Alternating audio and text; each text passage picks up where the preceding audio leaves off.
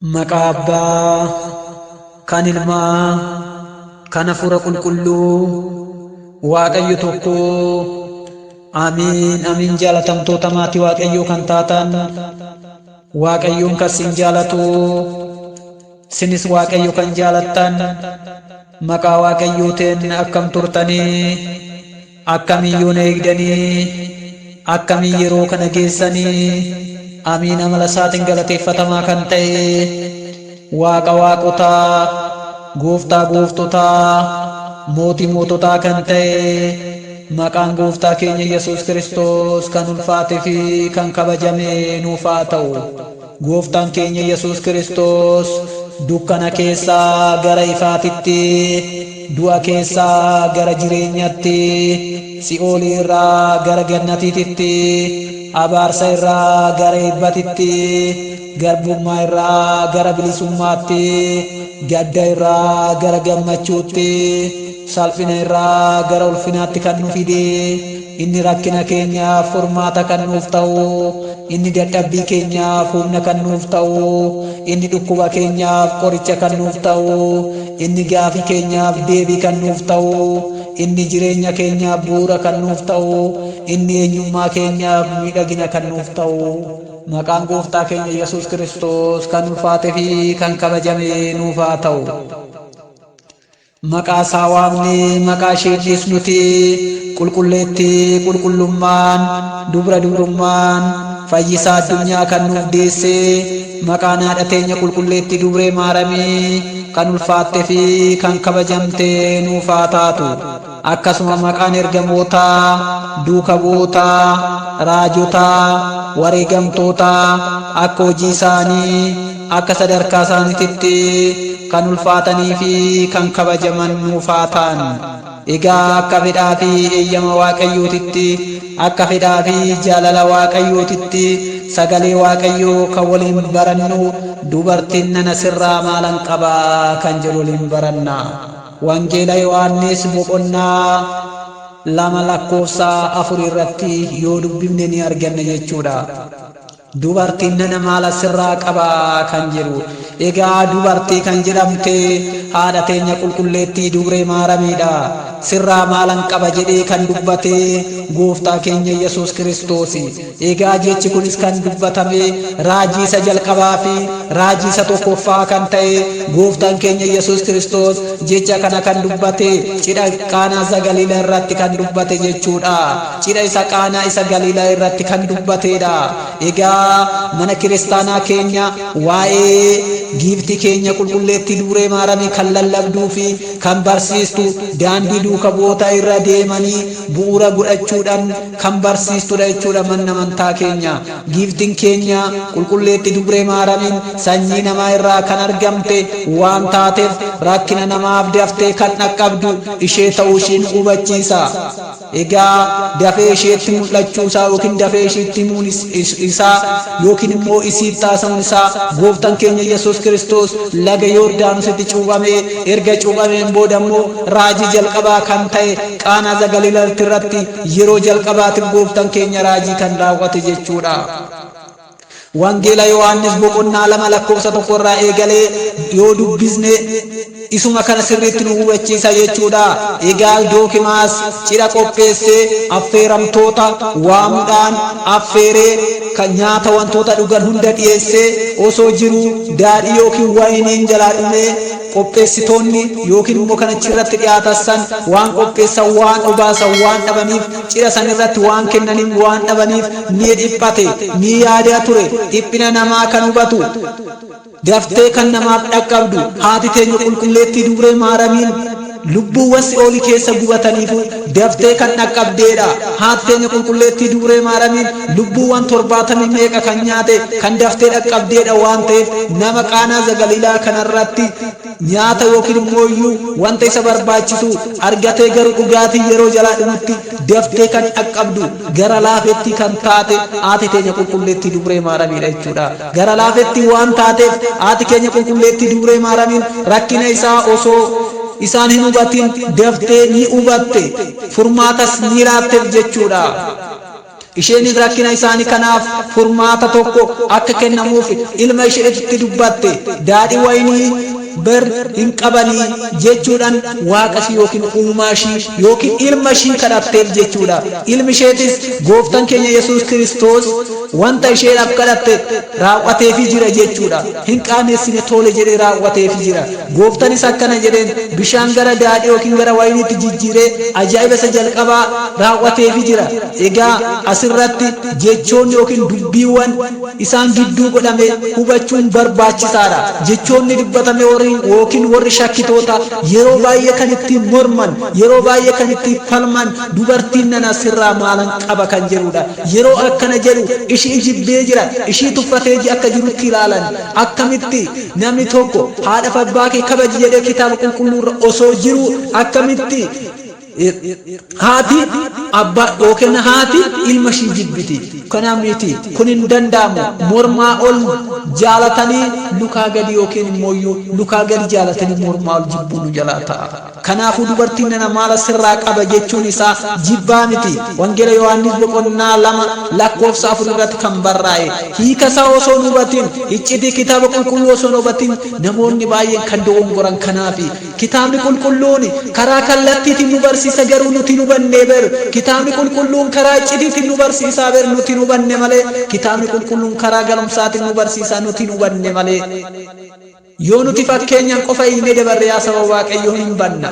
Kitaaba qulqulluu yookiin andimtaasaa kan beeynu karaa iccitii karaa galumsaa fi karaa fakkeenyatiin yoo hin beeyne ta'e karaatti kufnee tafna jechuudha. Kanaafuu beekuutu nurraa eegama. Hubachuutu nurraa eegama.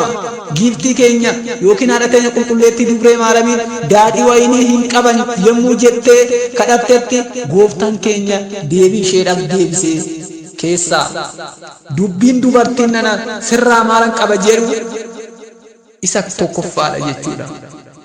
Egaa kana jechuun isaa hiikni dubbii kanaas kadhannaa kee kana akkasiif hin raawwatamne anaaf si gidduu lola yookiin falmii maaltu jira ree jedhee dubbate.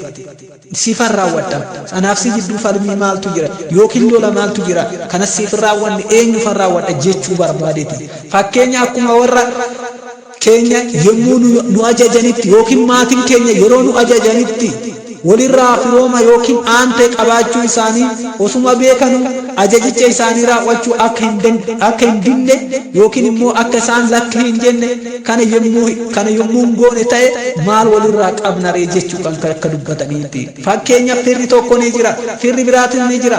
Kana yoo naan goone walirraa firooma maal qabna ree yookiin aantee maal walirraa qabna ree kana yoo siin goone eessa ree obbolummaan keenya kana yoo siin goone eessa ree hirrummaan keenya akkuma waliin jennu gooftaan keenya Yesuus Kiristoos kana yoo siif hin goone eessan haadhummaa kee ibsare akkuma jedhu san fakkeenya kana nu hubachiisa jechuudha. Egaa fakkeenya akkuma warra keenya yommuu nu ajajan walirraa firooma yookiin aantee fagoo nutti ibsu kana nutis kana hubachuu qabna. Isuma kana beekuun nurraa eegama. Ajajichas raawwachuu akka hin dinne ni beeku garuu maaliif mormuuni? Hubachuun beekuun nama barbaachisa. Iccitii isaa beekuutu nama barbaachisa. Gooftaan keenya Yesuus Kiristoos haadha isaa qulqulleettii Dubree Maaramiin akka kanaan siif hin raawwanne maaltu na dhoorkaree lola maala sirraa qabaree jedhee deebisee isaaf deebisuu isaa argisiisa. Shakkitoonni garuu dubartiin nana maala sirraa qaba kan jedhe kana akka gooftaan keenya haadha isaa salphiseetti fudhachuudhaan barumsa dogongoraa fi hubannoo gadi fagoo dhabuurraan saba kiristaanaa fi yookiin immoo warroota kaan dogongorsuuf kan deeman baay'een isaanii ni jiran yookiin akka waan ulfina ishee xiqqeessanitti kan deeman baay'een isaanii ni jiran. Kanas araarsummaan ishee yookiin immoo oolmaan ishee kana wallaaluu irraa kan ka'e xiqqeessuu irraa kan ka'e yaada akkanaan dubbatu. Haa ta'u malee gooftaan inni abboommii yookiin immoo abbaa fi haadha kee kabaji isa jedhu kan barsiisan eessatti dagannaree eessa naree yeroo kana godhe gooftaan keenya immoo isa saniin godhe waan ta'eef namoonni baay'een wallaaluu irraa kan ka'e iddoo hundatti waan isii salphisa fakkaatanii dubbii salphinaanii dubbatu.